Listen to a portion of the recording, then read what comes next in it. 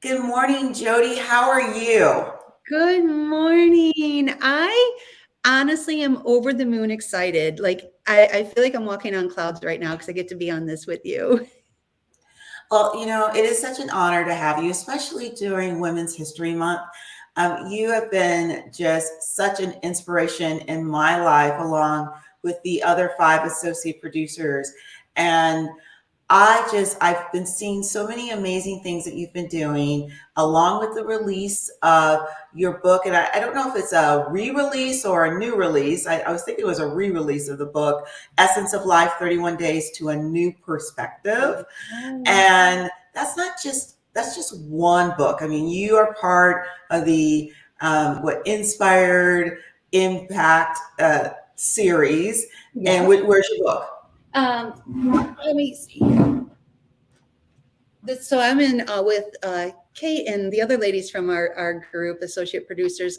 This is the Women Who Impact, and so this whole thing is just a beautiful, unbelievable journey. And you guys, you got to be in the room. You got to show up, and you meet the most incredible freaking people. Well, and you talk about journey and you talk about showing up. And I mean, I have to say, I mean, personally, that's like my favorite photo. Every time I find a photo, I find that photo to use because it pretty much it's an essence of what happens when you show up. Because Mhm. I mean, I look at that photo and I want to read all the women behind Women Who Impact because it allows me to say, you know what? I can make a difference too. I can impact Mhm. lives. And you are constantly doing that. I mean, you won this award in the Chicago area, but Woman of the Year, like for inspiration. So I won Chicago from there's any women men can come as well, but there is this group that I belong to and it's called Global Woman, and it is so phenomenal of all of these people supporting each other. And I didn't even know I was being looked at, and then I won inspirational woman of 2019. I was like, what? For Chicago. So yeah, it's you never know who you're inspiring just by showing up.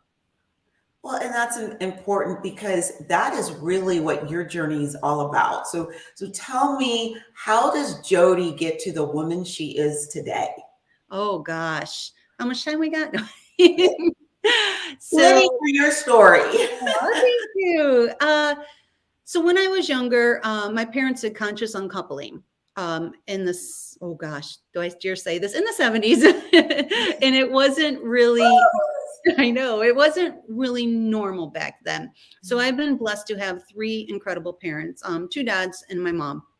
uh, like we were at a place last week, and yeah, it was being introduced as this is. My mom was like, "This was my first husband. This is Jodie's dad. This is my husband. This is It was just it was beautiful, and we don't really get that a whole lot. So when I was young, I got bullied a lot, and I am a reverse engineer person. I see the big picture, but I don't know how I'm going to get there. And when I was younger, I would do that. Like I would get in trouble all the time because I would go to the end of the book and figure it out and then like put my own way of getting there. And I understand in school they were trying to teach us structure. So even the teachers would get mad at me and my parents would have to come in and say, but she doesn't learn that way. And I didn't know this until probably I was in my 30s that I'm dyslexic. So that really helped me by reverse engineering. And so now it's very normal to, have people say, oh, I'm dyslexic. I have ADHD and at my age, we didn't know that stuff. So we just had to learn how to deal with it. And so I was like, well, why am I different? Why am I different? And I wasn't different. My brain just functioned a little bit differently. And so I was all, my parents were really huge on, my being physical, like, because if I can get out and I can go exercise, then the bullying isn't going to make such a difference because I have an outlet, right? I would get, gosh, I sound like I got in trouble a lot, but I did. I got in trouble at school because my dad's rule was, you remember, I think it was Scholar that we could order our books, that said, Yes, yes, Scholastic. With yes. those, yes, okay, so now I'm saying my age too. So the deal was I could order as many books as I wanted, but I had to read every single one of them. Well, I was an only child till I was 16. So, I had my animals always, but my best friends were books, So I would read the books and then I would have to give, my parents a little book report and tell them what my version of the book was, because we all can see something and read it differently. And I remember the teachers calling my parents in and saying, it's not fair that she gets to get that many books. And my dad's like, but she's reading them, And so we would have to order my books on the sides. And then my parents would come and pick them up because it wasn't fair to the other children. Like I got to order more books, And it was just a lot of things. Like I'd be like, well, now why am I in trouble? Because I like to read, So that was part of it, like just trying to maneuver around and figure out, like, am I really different, or is like society not there yet, And I remember when I took the name, the legal name of one of my studios, and I did Essence of Life Healing Arts, and it was like in the 2000, no, it was in the 1990s. And my friend said to me, I don't like that you put healing arts on. I go, trust me, it'll catch up. Now, here we are all these years later, and healing arts is a real thing, So it's just really part of the journey is like when people tell you something, that's their truth, but it's not your truth, right? And so that's how we have to maneuver around. And that's how all of this became. Well, and I mean, there was so much that you said in your journey, in your early journey.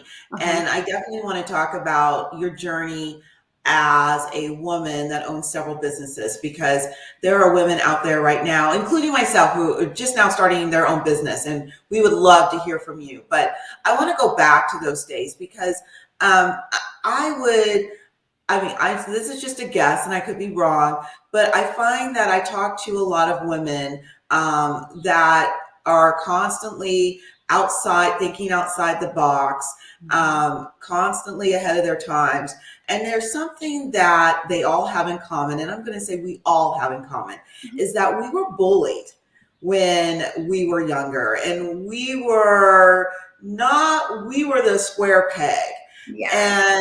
And learning to navigate through that, because that can be even though you had such a wonderful home life, which is so important during those years, but those years, and I don't know who actually says this, but I think the formative years, I almost think it's our friend Denise McCormick, but when you're young and you go through a trauma like that, sometimes it's very difficult to get past that trauma, and you carry that into adulthood, and you were never able to really get to the point of who you're supposed to be.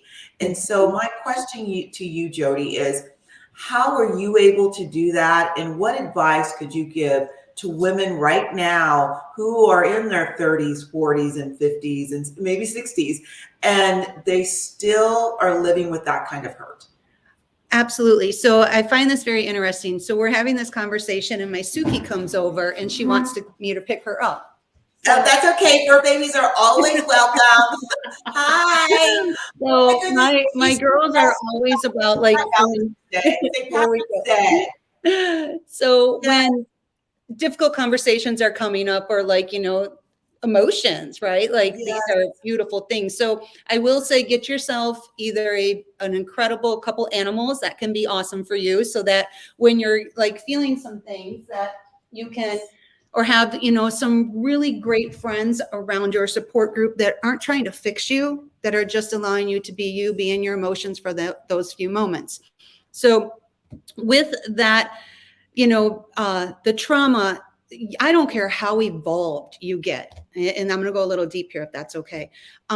We still have things that we'll get triggered by, and we'll think that we fixed it and we're past it, but then something else shows up. So it's really just our lessons to learn, right? Of, okay, so this layer came off like an onion, right? This layer is off. Now let's go a little bit deeper and a little bit deeper.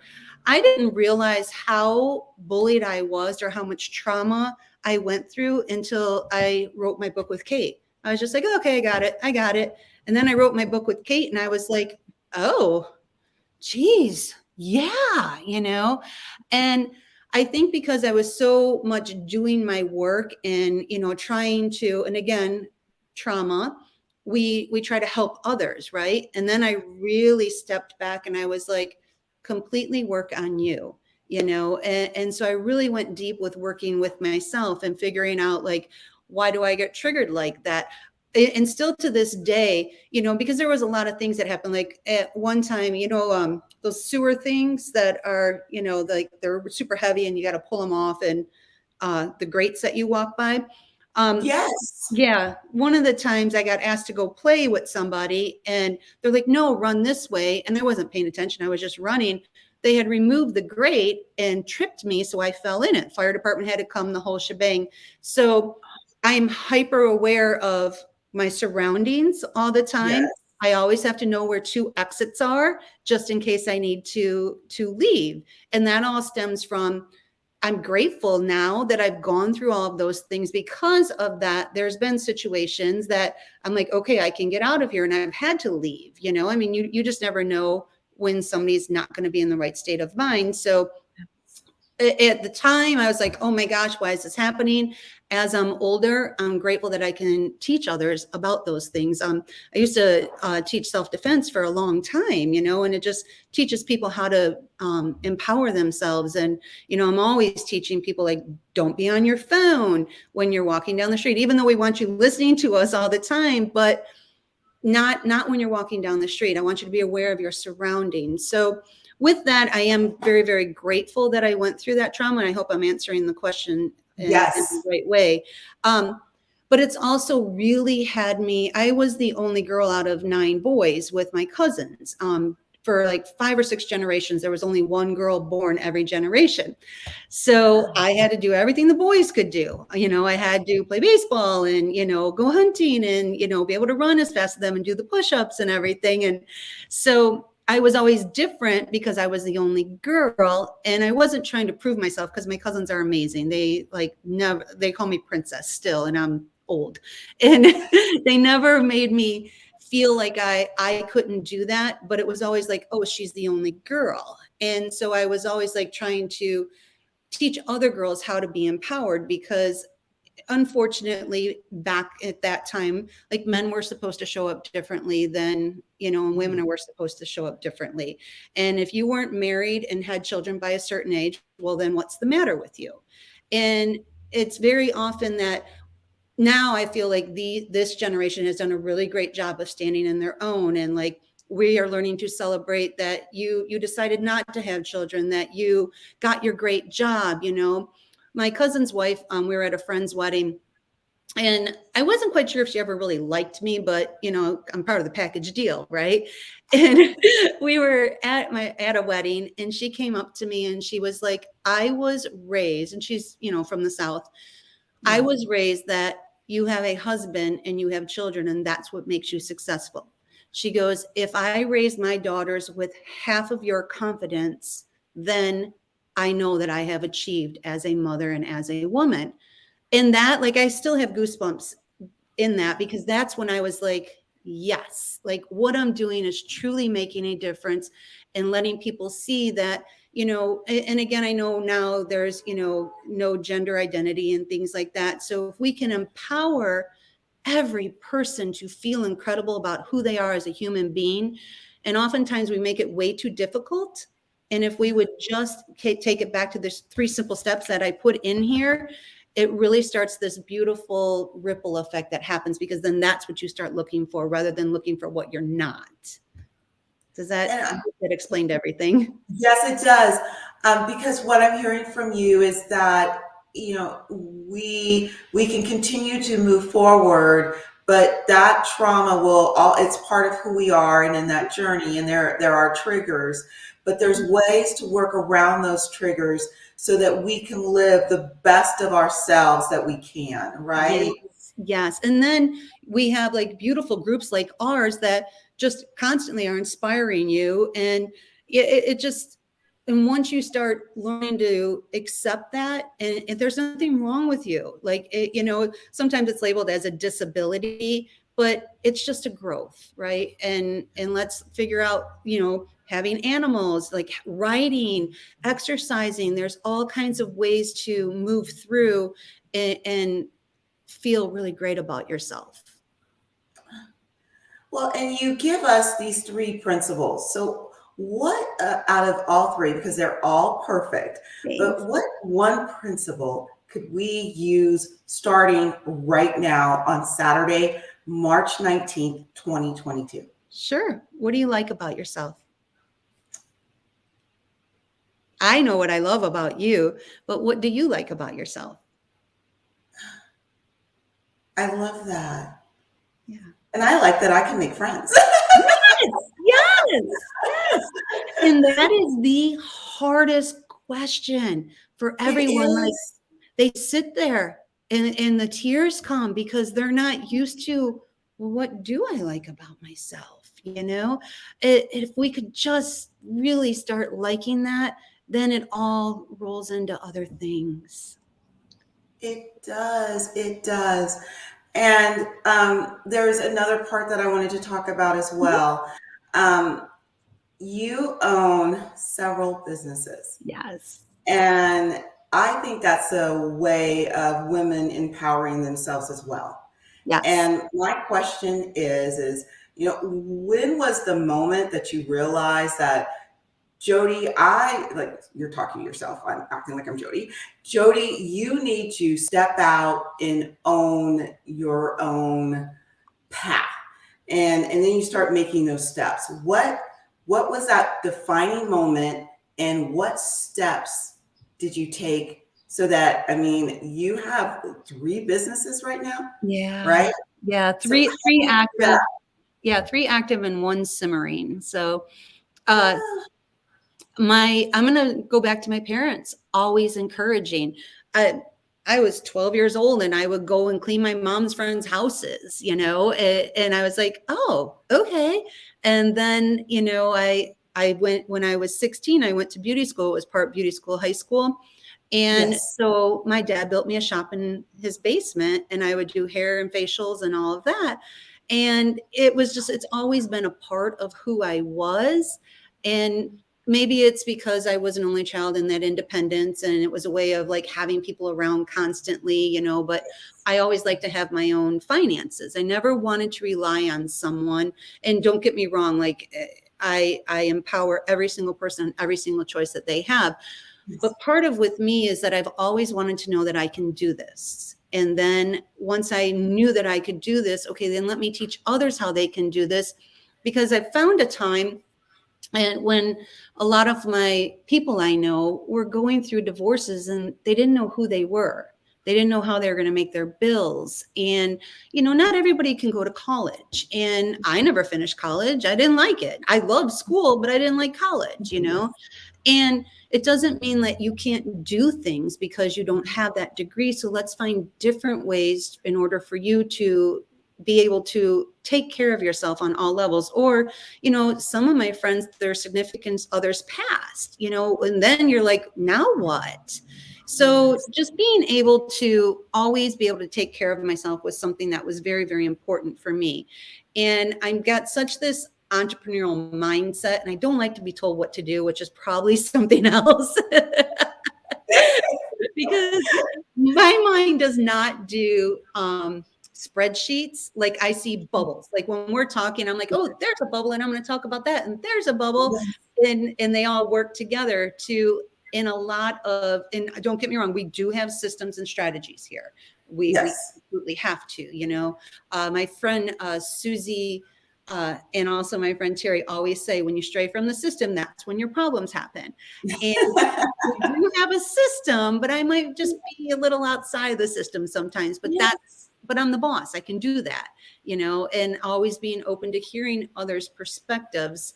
So yeah, that's being able to always stand on your own And even if you don't work, knowing that if something was to happen, you can. Like me, when I say don't work, because raising your kids is a full-time job.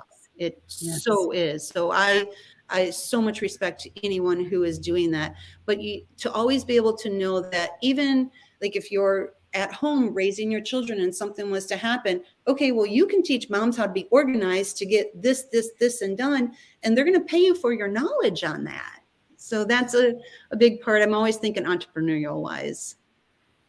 Which is really important, especially now when we talk, especially because it's Women's History Month. And when we look at a lot of women in history, they had to step outside the box, and a lot of them were entrepreneurs. And just because that was how their vision was going to be fulfilled, is if they stepped outside that box. Yeah. And so I think there are probably quite a few women watching right now who have started businesses or are thinking about starting businesses.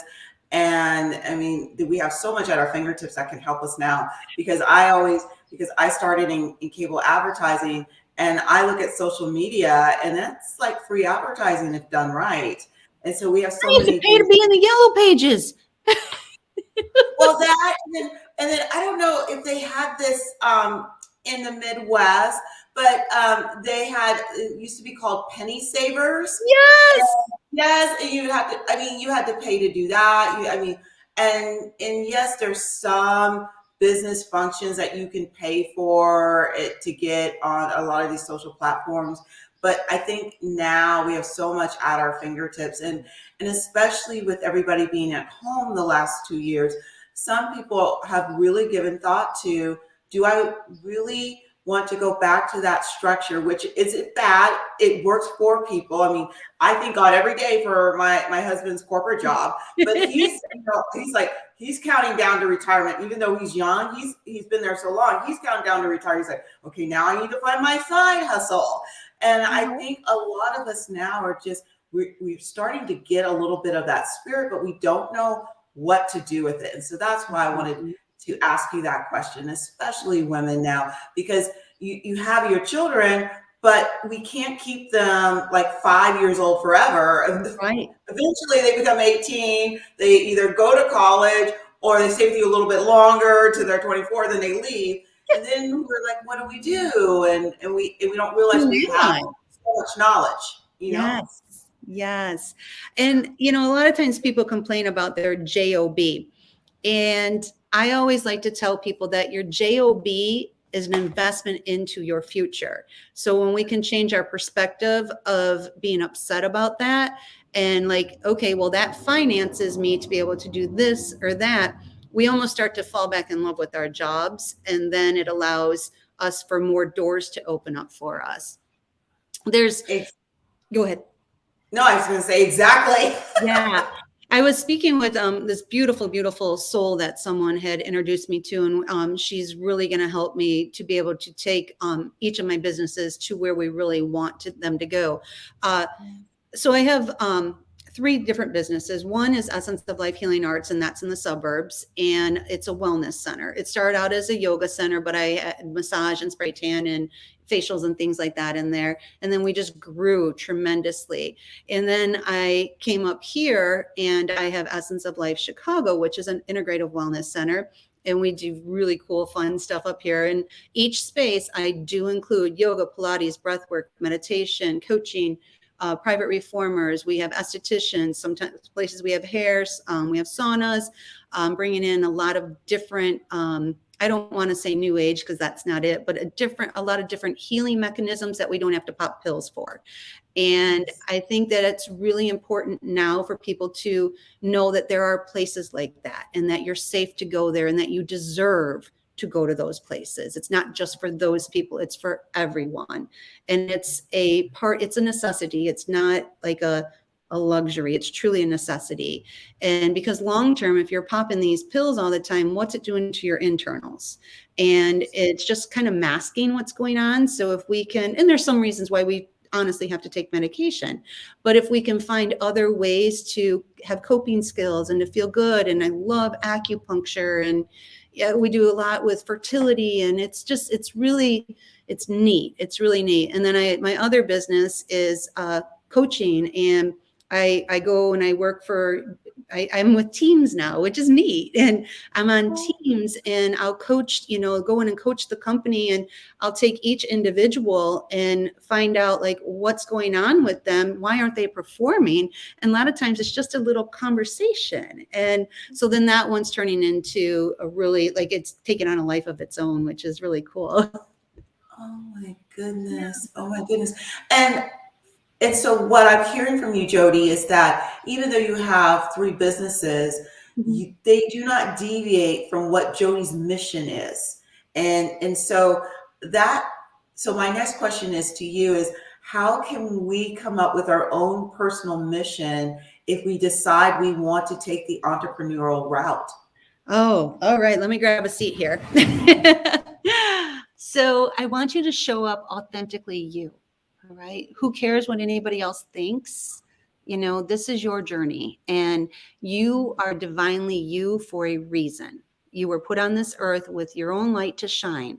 So turn it up. Your story truly, truly matters.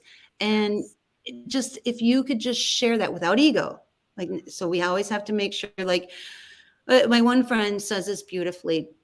If you're going after the money, great, be honest about it. You're going after the money. If you're doing this because you truly love it, the money's going to show up for you so you can live that life. But you got to be honest on where you are, So when you figure out, like, a lot of people are like, well, I don't know. Well, why can't you be all those things? Why can't you? I can't just be a yoga teacher. I would be going crazy.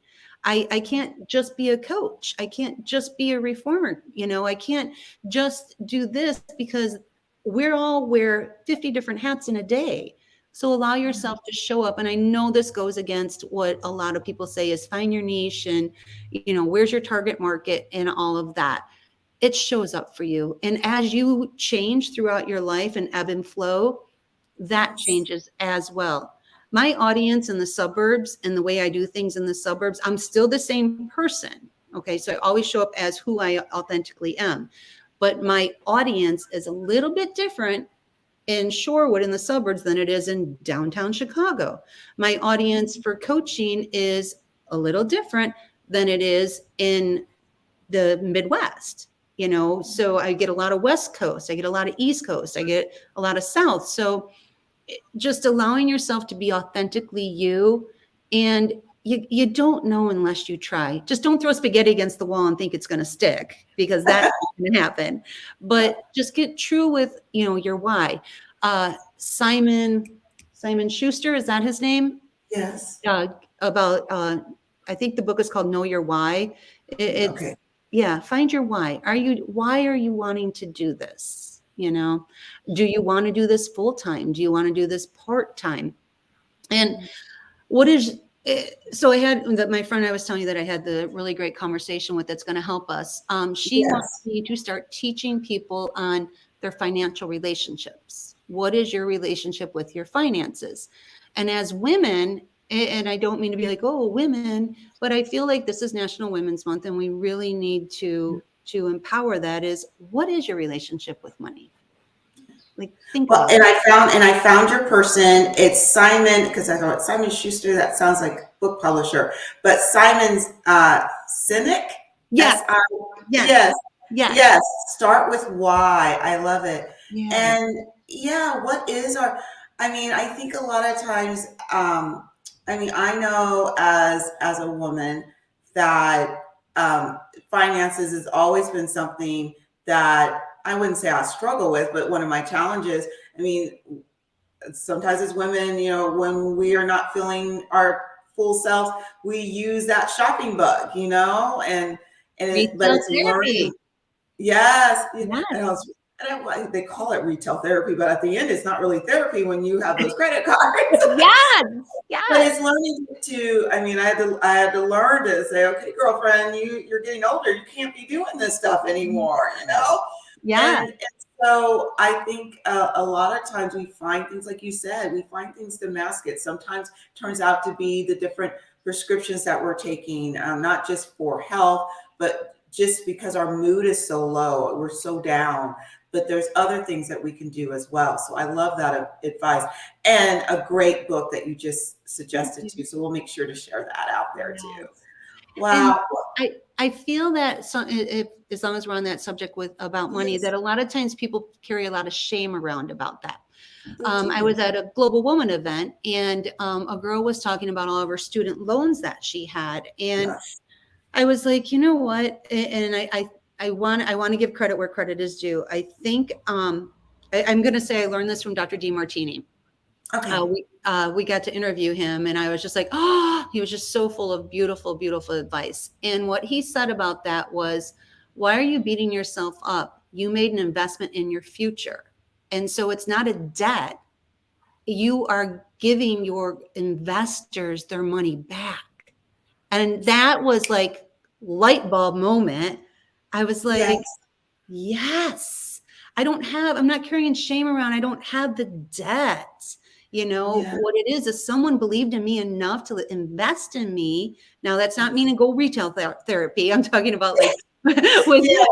But business. the conversation with student loans, I mean, over the last few years has been to a point where there's a guilty factor against it. I Mhm. mean, where, all these kids are suffering or people, I mean, I have that student debt because that's how I got my doctorate degree. I mean, I was so blessed that I didn't have it with undergrad and master's, but I got it when I went back for my Yeah. doctoral degree.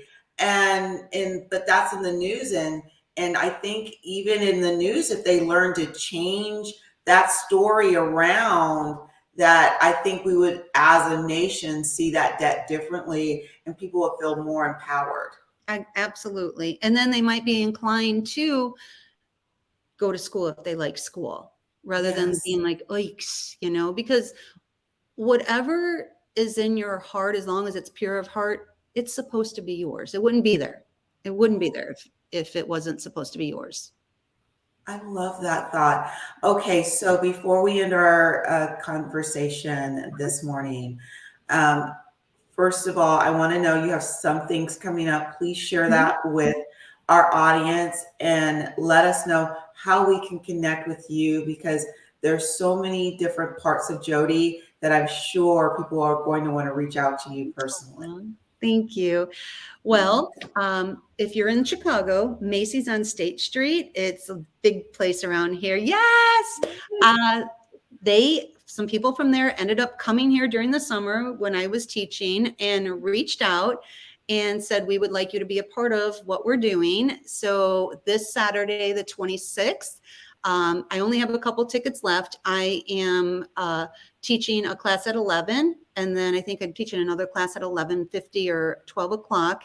And then I'll have books off to the side and we can do book signing. And then I'm probably going to start going in there about every 6 to 8 weeks. I know after that, and bless them for how they are wanting to do things. They're about empowering local small owned businesses. And so then they want me to do a book signing as well. And I believe it's in May, I'm going to do this one and give a talk on confidence and self-esteem and how to get there. And then April 2nd, I'm having a one-day retreat here in Chicago. Everything's in my website so that you can come to that. And we're going to break it down. We are going to do breath work. We're going to do meditation. We're going to do yoga. And we're going to strip away those layers so that you can find out how you're getting in your own way and how to get you out of your own way. And from there, I do an open Zoom call. I believe I'm doing them twice a month now. So just open coaching. X amount of people can get on the call, and you have to write in your questions ahead of time. And it's really cool when that happens. Is like one day I had everybody who was in the healthcare industry were on there. It's just kind of interesting how the universe makes that work.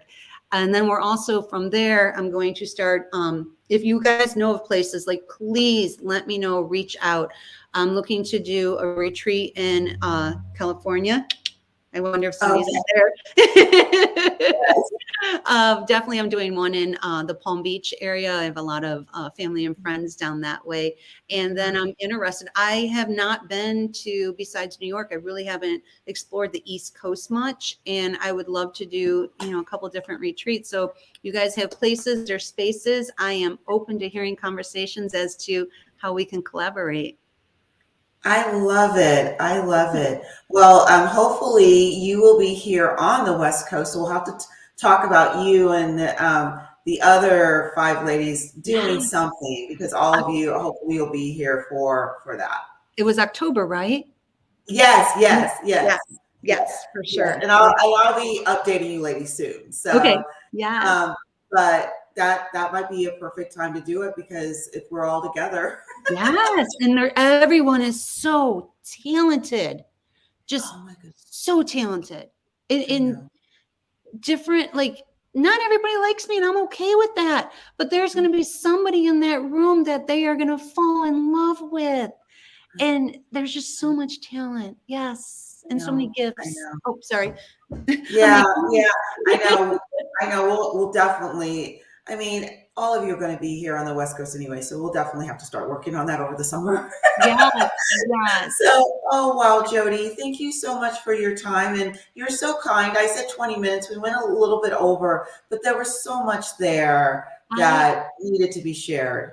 I am so in awe of you and how you just show up constantly with your life being so busy. So I want to honor you for being you. So thank you. Yes. Thank you. Thank you.